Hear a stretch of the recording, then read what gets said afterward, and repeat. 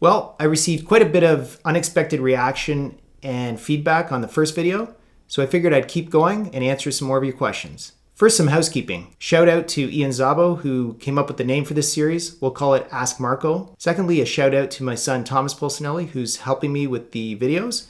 He's a videographer and sound editor. Thanks, Thomas. As well, I received some feedback about our office setup. So just want to recognize my dad.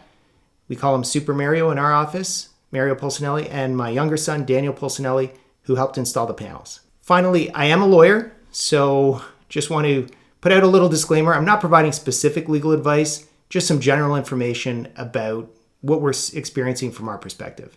All right, on to the questions. So I received a few questions about optimal closing dates.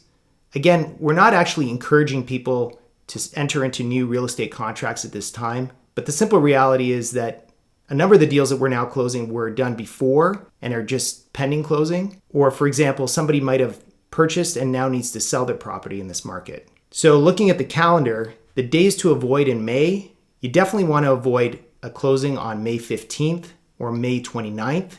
Those are both Fridays, and May 29th is the last day of the month, which is a good day to avoid even in normal circumstances. In June, you want to avoid June 15th or June 30th for the same reasons. I know some people that have, for example, bought. I'm highly recommending you try to bridge. So in other words, you want a closing date on your purchase a good amount of time before the closing date on your sale. In order to do that, just make sure that your lender will give you a bridge mortgage. Again, for the same reasons I described previously, everything's delayed and you just don't want to be in a position where you have to buy and sell on the same day, particularly in this market. I received some questions about keys and funds.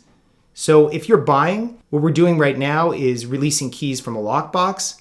So again, no interaction with anybody in our office. Once we complete your purchase, we will have a lockbox code either on the property or within a lockbox located at the exterior of our office. For a sale, when we're sending money to clients, again, we're wiring those funds as long as we have a void check to wire the funds to. And a reminder that everything's just taking a bit more time now. So sometimes the wire is not actually received into the account until the next day. My last question is about wills. We have been receiving quite a few inquiries about wills. For those of you who know, our office actually deals with much more than just real estate. We have a busy corporate and commercial practice, and we also have a busy wills and estates practice. Wills are tricky in this environment. Unfortunately, we're not allowed to do video signups of wills, but we are still taking will instructions, and there are a few options available to people. So if you have questions about wills, I'd encourage you to contact my colleague, Vanessa Romanino. Vanessa is our wills and estates lawyer, and her email address is vanessa@durhamlawyer.ca.